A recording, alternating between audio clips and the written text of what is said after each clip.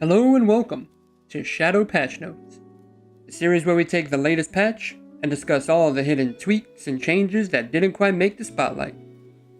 If you find this video helpful, don't forget to like and subscribe, and stick around until the end of the video to see how you can win an Anvil Asgard game package with LTI. Alright, let's jump right in. The RSI Meteor dashboard has been updated with a new look. It is now much smaller and provides an even better cockpit view. The Hornet series of ships seem to have all lost their internal storage for some reason. Not sure why. I was pretty happy to see this next one.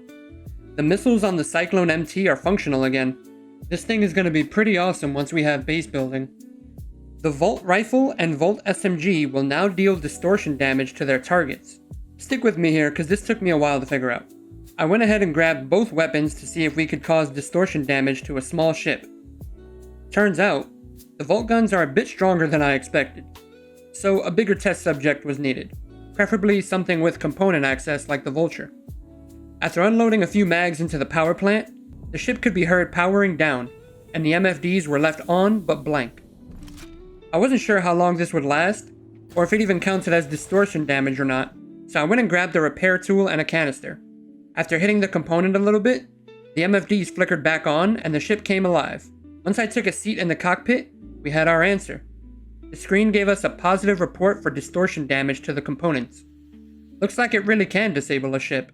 This could prove to be a useful tool for disabling a capital ship you've boarded, especially if you plan to fix it up and take it once you've eliminated the crew. Just don't forget to visit the med bay and use up all their MedGel first. I also checked to see if it would distort a medbed, but it doesn't appear to be possible at this time. I'm also curious if this will distort player FPS systems like scanning in the future. We'll have to wait and see. Speaking of FPS, some personal weapons were finally added to Lorville. I guess the workers down there can buy guns after all. You can find them inside Tammy & Sons, although they were initially at this little security office storefront just outside the admin area, which is slated to open up later on. The weapons available include the Karna and Gallant, which you typically see Hurston guards carrying. Also new in Lorville are these SSN Newsflash updates, featuring voiceover by Jared Huckabee. I saw one on my way to admin, as well as above the New Deal front desk. The volume was kinda low, but this will probably be fixed pretty soon. The new loading screens include some interesting lore. Apparently, Regen Tech is Vandal based. Keep this in mind as you enjoy the new content in this patch. On that note, Onyx facilities are expanding with this new patch, and there's even more than meets the eye. First off, you can now revive in your medical ships at Onyx facility hangars, just as long as your ship doesn't get stored. This is a huge W, since these sites can be quite dangerous. This new glowing ball can be found at the Research Wing scaffold section. It allows you to EVA and move between floors like an elevator, but it's also radioactive. Be sure to hold X while riding so you don't fly too far.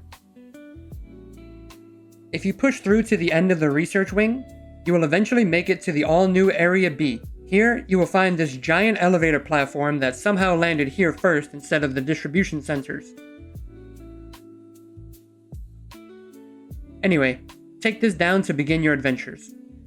Be sure to check out the medical area, which has always been up there, but now has a few new undead surprises. I really don't want to spoil too much of these new areas, or the new mission in engineering, but something you should keep in mind is this snippet from a vertical monitor in the new Area B. Here, Dr. Yorit states that he has found a supplier for fresh Vandal bodies. I'm not big on covering leaks in these videos, so I'll just say that this particular line is probably important for you to keep in mind. The Fresnel LMG is here, and it has one enormous magazine.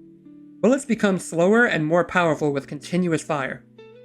It also becomes more accurate when crouched or prone, which is said to be the new standard for LMGs moving forward. You'll also notice it has a massive sway when standing. This weapon can be found in the new science wing of the Onyx facilities, with a few different skins too. The AI can be seen using mounted turret guns at Onyx facilities. Maybe they can use them outside UGF bunkers too now. Some new armors have arrived this patch.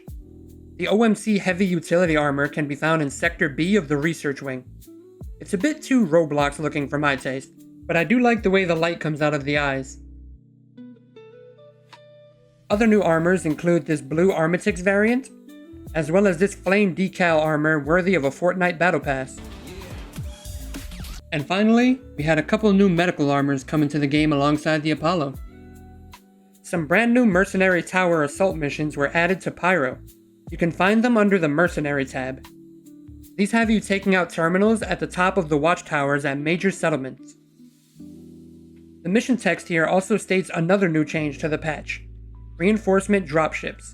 Dropships have been re-implemented into the persistent universe in Pyro. These were once seen back when derelict outposts were first introduced, but they were kinda buggy and the troops wouldn't exit the ship most of the time. Now they have returned to Pyro with a bunch of improvements. These dropships, which include the Valkyrie and Cutlass Black, are sporting faction paints with respective logos depending on what settlement you're assaulting. The ships will spawn when the location population is killed down to a certain amount. They will spawn, land, deploy reinforcements, and then leave. You are also free to kill the pilot and take the ship for yourself, but I'm not sure how long it'll last before despawning. Disabling all of the watchtowers in the area will prevent any dropships from spawning. This sounds like a really good opportunity for some stealth gameplay, so grab your low light scopes and do your best Sam Fisher impression. The change making the biggest splash in this patch is the all-new MedGel system for revives. This goop was added to the medical system to limit respawns on ships. First off, all ships will come with fully stocked beds when claimed, so you will get at least 2 respawns for free. After that, it's pay to play. One MedGel canister costs 100k and contains 200 units of MedGel. Most beds have you insert the MedGel into the main terminal, although some ships, like the Cutlass Red, have you insert it into the bed itself. Also relatively new on the Cutty Red is this storage on the right side of each bed frame. MedGel will also likely become lootable in places like Onyx facilities, so look out for those, as players will be willing to pay a good amount for them. Keep in mind that a MedGel canister cannot be removed. Once it is inserted into a medbed, it is consumed by the bed. This unfortunately means that you won't be able to break into vehicles and remove the MedGel to prevent respawns. That would have made for some cool gameplay. You can, however, set your regen on their ship and use up all the gel yourself, so that they can't respawn anymore. Not a bad option in Pyro, where you won't be sent back to a city if this goes wrong.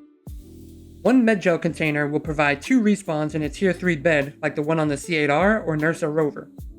The more advanced tier 2 beds give 4 revives, and the top tier 1 beds give 6 revives per bed. MedGel will be drained if you need to heal tiered injuries as well, although this has been reduced significantly, so you can get plenty of mileage out of a canister when it comes to that. The cost will vary based on the severity of the injury, anywhere from 5 to 20 MedGel. You can also stack the MedGel in your inventory, so it's easy to bring plenty along with you.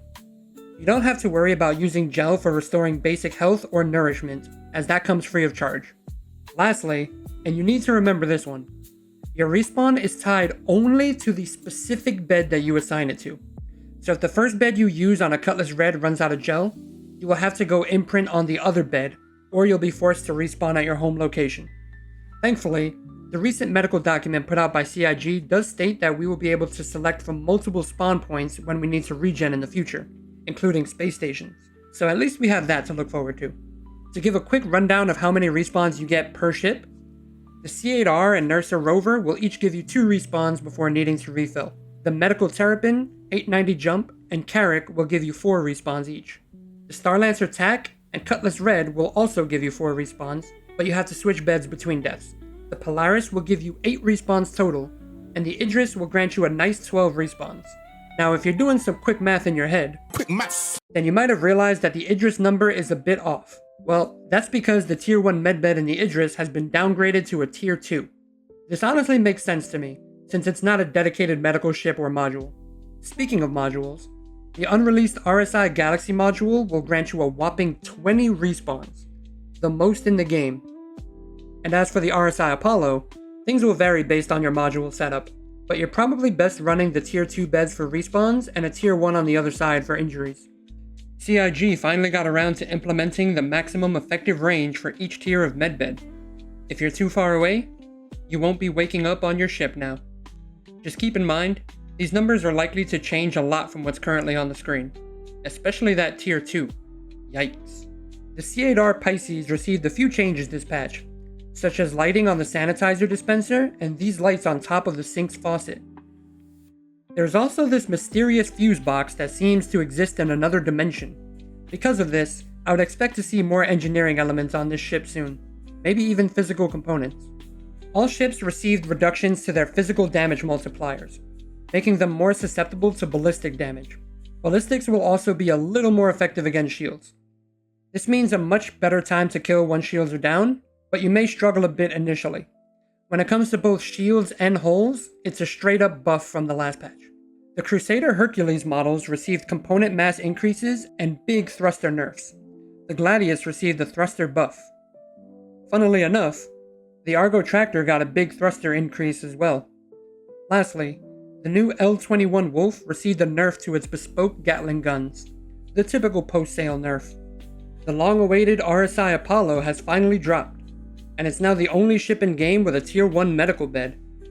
It's also the second ship in game with modularity, allowing you to mix and match which setup of beds you'd like. You can fly the ship from the passenger seat for group play. And for solo play, the pilot can access the remote turret in case you need to defend the ship while landed. You can find patient storage in each of the medical modules. As for the drone bay location, I believe that is why we have this giant main lobby, since you can see in the concept art that the drones are meant to enter and exit through the bottom of the ship. Here's some good news. Medical beacons are back in working order this patch. They now pay out 50,000 credits instead of the old 15k. I'm glad they got this out just in time for the Apollo. We got a few new surprises at aid shelters throughout Stanton, including Tier 1 medical beds on site. You can also find the MedGel recharge stations that we first saw in the recent sneak peek. It seems like just a prop for now, but will probably be integrated into a future medical mission of some sort. CIG also released this really nice Odin system info page. It features some nice views of space stations, planets, and jump points, including some main locations from Squadron 42, such as the Coil. While it's not one of the main 5 systems set to come with 1.0, its inclusion in Squadron 42 means we'll likely see it shortly thereafter. And that'll do it for this episode of Shadow Patch Notes. So, were any of these changes news to you? What do you think of the new respawn changes? Good or bad for the game? And what theories do you have about the ongoing in-game narrative? Also, what is your medical ship of choice now? Leave a comment below and let me know. And if you're interested in the game package giveaway, you're in luck because we've got 2 going on this time. Tonight, just a few hours after this video airs, we'll be raffling away a Murray Cup Mustang game package with LTI to one lucky viewer in chat. Plus, you can enter for a chance to win the Anvil Asgard game package while you're there.